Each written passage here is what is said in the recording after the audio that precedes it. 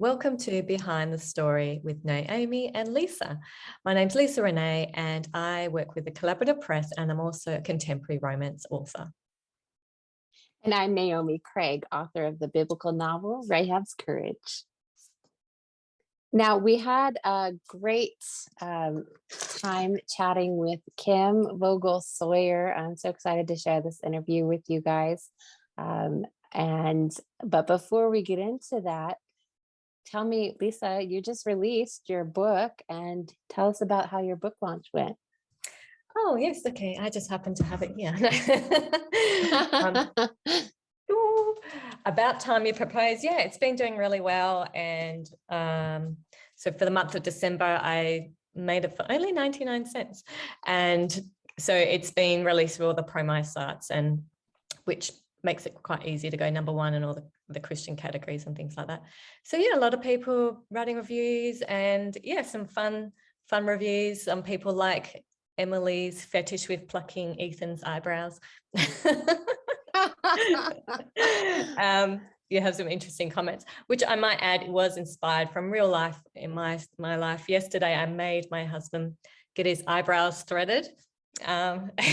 He has these wild bushy eyebrows and they sprout off, but even the lady couldn't really fix them. She was like cutting them and like, oh, but they point out this way. If we waxed them too much, it would look a bit odd. But anyway, it's quite funny. Oh dear. I get a little bit of joy and fun of seeing him flinching, he can see what we go through for beauty. But yeah, so that's been a bit of fun. And I also released an audiobook novella, Christmas novella, which my narrator finished on time. And so that's on my website. People can get it direct or cheaper, like if they buy it direct from me, but it's uploaded and it'll be coming available on all the platforms. But yeah, that's called Caught in the Act. It's part of the Mosaic collection, The Heart of Christmas, but I've got the audiobook version myself, and it's on my website. So it's back in Clear Creek County, so you're right there with the family, and so it's great. So you'll love Paige, and is it Dion? Is that his name? Yeah. So it's a lot of fun, and my narrator does such a great job with Mrs. Baxter, the town gossip. It's quite funny. So yeah, what are you doing, Naomi? You're getting ready for Christmas. Are you relaxing and chilling out with your writing, or what's happening? No, I'm still trying to keep moving forward. I actually I was approached by my publisher about joining their compilation for Christmas for 2022. Theme being castles. So how do you do biblical fiction, Christmas, and castles? But no, I think I've got like Palace. I've got Herod's Palace, right? And you know how when the wise men come and they go right to Jerusalem and they say, where is the one who has been born King of the Jews? And so Herod has to go and consult his scribes and his chief priests. So I'm going to do that from the scribes' perspective. So I'm actually working on that while it's Christmas time. We've got all the Christmas messages and Christmas music, so it's giving me a little bit more inspiration. So, but hopefully, I'm excited about that. So I think it'll be really good. Awesome. Well, that sounds cool. It's good to get into a bit of historical fiction, and yours is biblical. And today's guest does historical fiction. She's written over 50 books, and she does a bit of contemporary as well. An award-winning best-selling author, Kim Vogel Sawyer, as a wife, mother, grandmother, song singer, cat petter, and active participant in her church's music and women's ministries, Kim's life is happily full. It sounds like it, and we found out some more interesting hobbies that she has. It takes up a lot of her time. She's so creative. Yeah, but her passion lies in penning stories that share the hope we can all possess when we place our lives in God's capable hands. Kim, thank you for joining us on Behind the Story. It's really great to be with you guys. Yay. Well, thanks, Kim, for joining us. For those who aren't familiar with you, can you tell us a little bit about you and what you write? Well, I am a former elementary school history teacher, so it probably isn't very surprising that I write a lot of historical fiction. But I also write some contemporary women's fiction. Many of the books have Old Order Mennonite characters, and I do have a young adult series out as well. Wow, that sounds a bit of variety there. Awesome. So your latest book, Freedom Song, released in October 21. Tell us what sparked this story. Well, 6 or 7 years ago, I went to the Steamboat Arabia Museum in Kansas City with a writing friend. And the Steamboat Arabia was actually a steamboat that was carrying goods up the Mississippi River, and it capsized and then sunk. And over 100 years later, it was discovered about 30 feet underground in a farmer's field, several miles from the river, with all of the contents, I mean, just perfectly preserved. It's really very fascinating. But as we were going through the museum, of course, there's pictures on the wall and so forth, and I came across a photograph of an entertainment steamboat from the 1860s, and that really caught my eye, and I broke out in story chills, which is always my sign that, hey, there's a story hiding here. So when I got home, I did some research on entertainment steamboats, and I just decided I have got to write a story that involves an entertainer on a steamboat. And so that's where it kind of started, was just a visit to the museum. Just never know where we're going to find that little spark. I love that. That sounds so amazing. So Freedom Song deals with indentured servitude. What research did you have to do on this? Well, there was actually, because this was my first novel that I wrote that's pre-Civil War.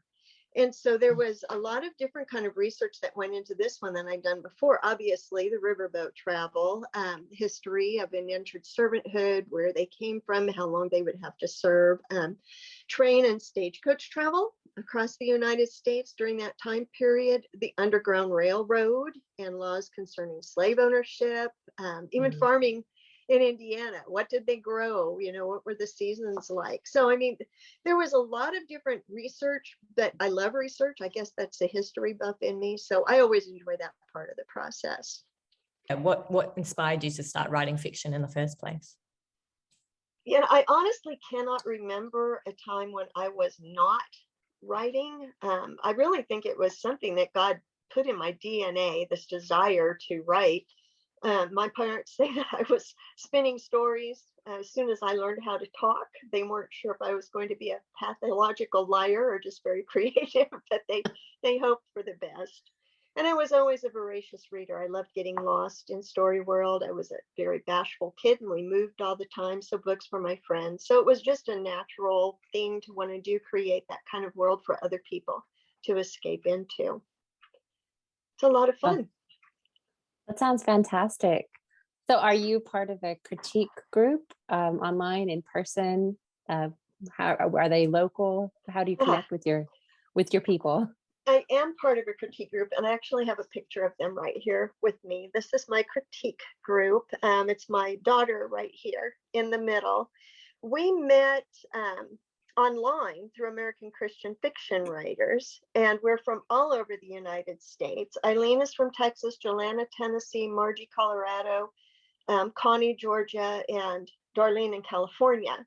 So most of our contact is online, but we try to get together once a year we call ourselves the posse, because we don't just critique for each other, we really support each other. And if one of us is in trouble, the others saddle up and ride, you know. So we've become just really, really good friends. We lost Eileen last year. It's our first critique member to graduate to heaven, and we sure miss her. But these ladies really have become beyond just critique partners. They become prayer warriors, and they're the sisters of my heart. I cannot imagine going through this writing journey without them.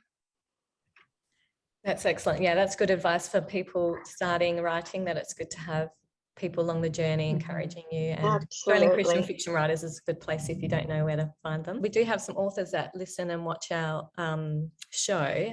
Is there any investment what's the best investment you've made as a writer? I think probably attending conferences. You know, it's not inexpensive, but it's a great investment in yourself. You know, being able to go and just be with other people who get you, I mean, we have to face it. Writers are weird. I mean, I didn't know I was weird. I thought everyone had characters living in their head until I hit junior high. And those kids let me know very clearly, no, you're just weird. But that's, it's okay to be weird when you're in a room full of other people who are also have your same kind of weirdness. It makes you feel like you belong somewhere. And, iron sharpens iron. When you hang out with other writers, you're going to grow as a writer as well. We learn from each other. We encourage each other. I met my agent at a conference. Just gained so much by attending conferences. So it really is an awesome investment in yourself to attend conferences. So how many years have you been writing? I started writing seriously in 1981. I started submitting manuscripts to publishing houses in 1992. I signed my first contract in 2005, and I've been writing full time ever since. Yeah, so it has not been a short journey, but very worthwhile. I think you nailed it on the head that it's an investment. Any job that you're going to be going for, you're going to need to learn about it and stuff like that. So it's right. But there's hope, because look how amazing your stories are now, and how many you've written. How many books do you have now? Freedom Song was number 56, I think. Wow, that's fantastic. That's amazing. So tell us how your faith impacts your writing. Well, I really hope that my faith impacts everything that I do. As a Christian, I hope our goal is always to glorify God with our lives. So I want my stories to glorify God as well. My tagline is gentle stories of hope. And of course, our hope is found in a relationship with Jesus Christ. And so all of my stories will have a thread of the hope that is found in Jesus. And I really hope that it inspires readers to look more firmly to him in their life journeys, and hold on to that hope, because he really is the only thing that's eternal. That's wonderful. So I know I've been kind of following you around on socials and kind of being a snoop, but I've seen that you're very heavily involved with Operation Christmas Child. I'd love to hear more about your involvement with them. I love Operation Christmas Child. I'm still flying a little high from my time at the processing center in Denver, so I'll try to be very brief here.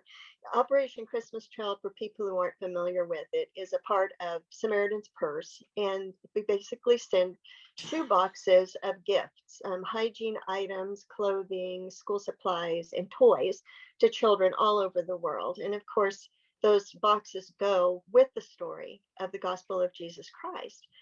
I've always loved kids. As I said, I was an elementary school teacher. And so a ministry that connects children's and meets their needs, but also provides them with the gospel message.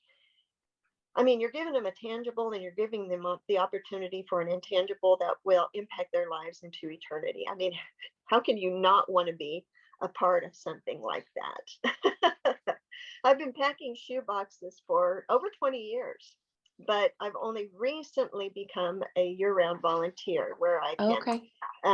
I was in charge of the collection week in our town, because our church became a collection site, and I'm a church relations person, so I'll get to visit other churches and educate them on Samaritan's Purse and Operation Christmas Child ministry, and how to pack boxes, and work with them that way to hopefully build the ministry even bigger in our community.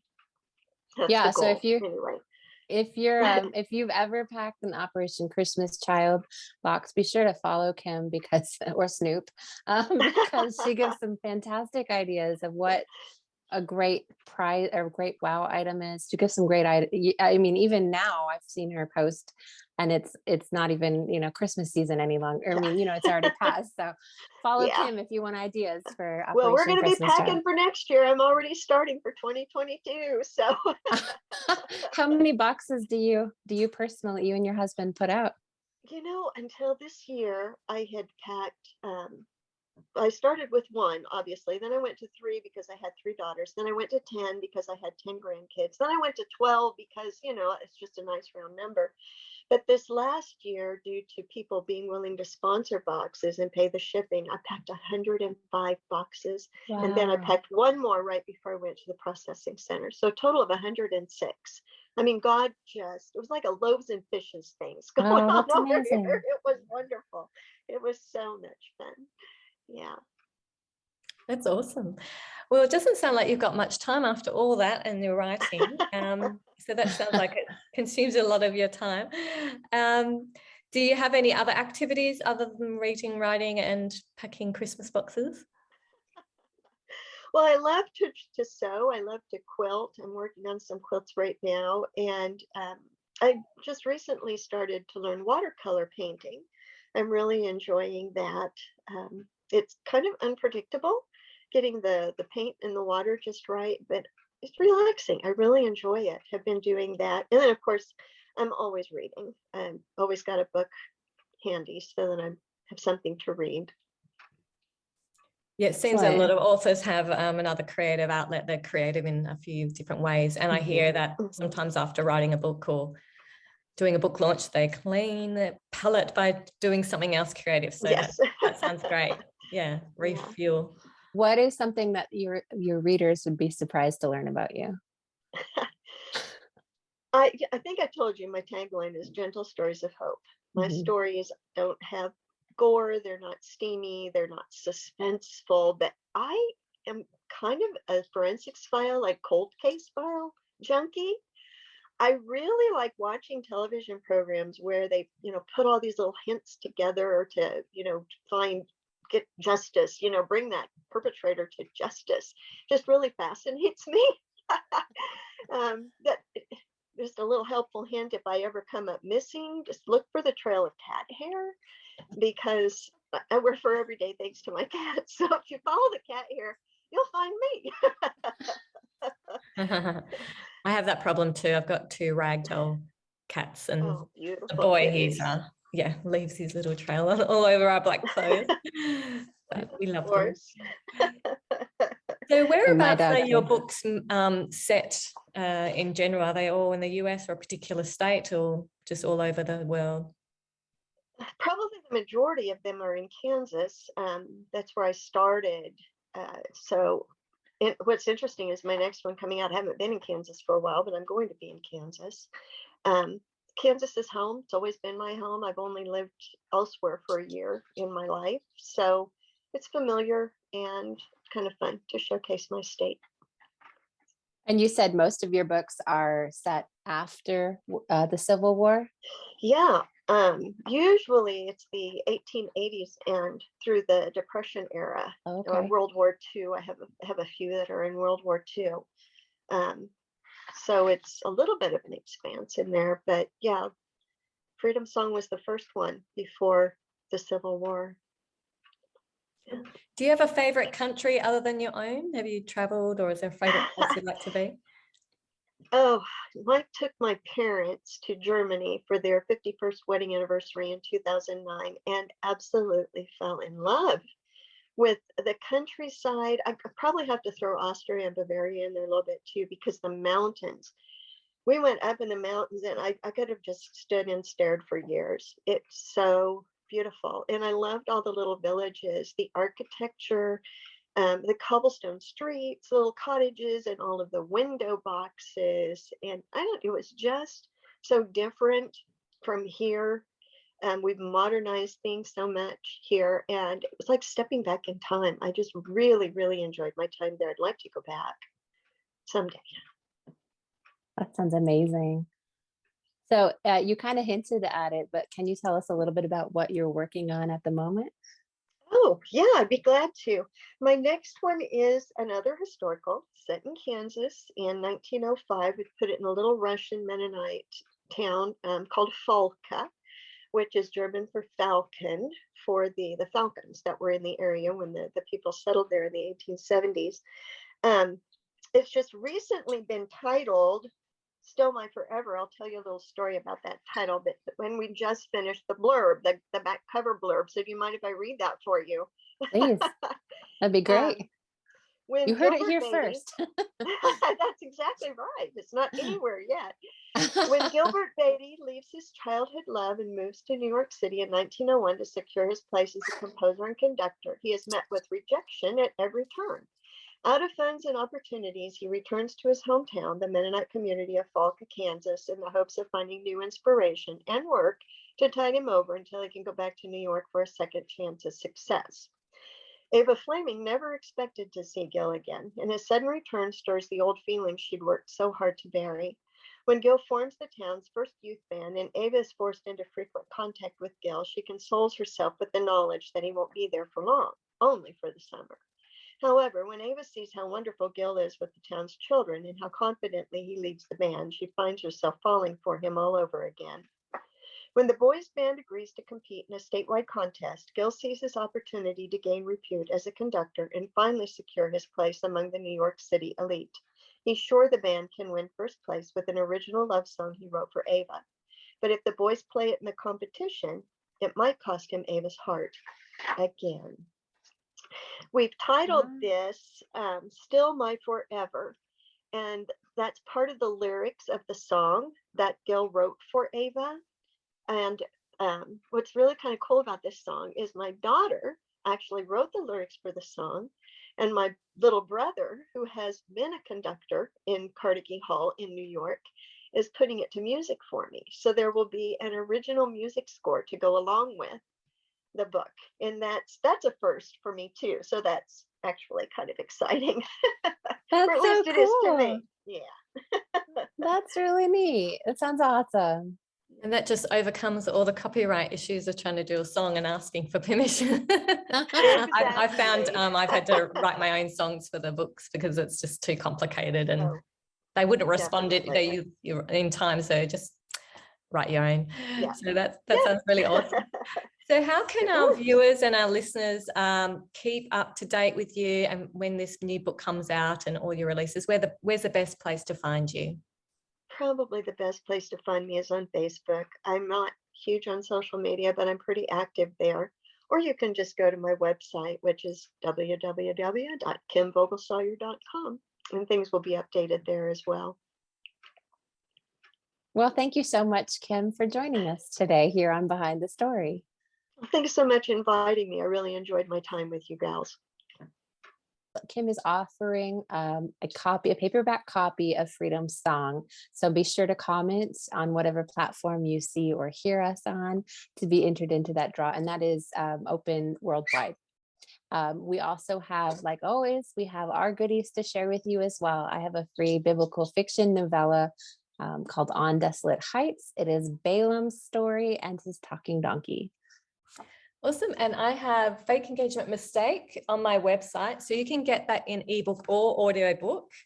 And if you want to check out the audiobook, then you'll see what my narrator is like for the next novella that we have for Christmas. Thank you so much for joining us today on this edition of Behind the Story.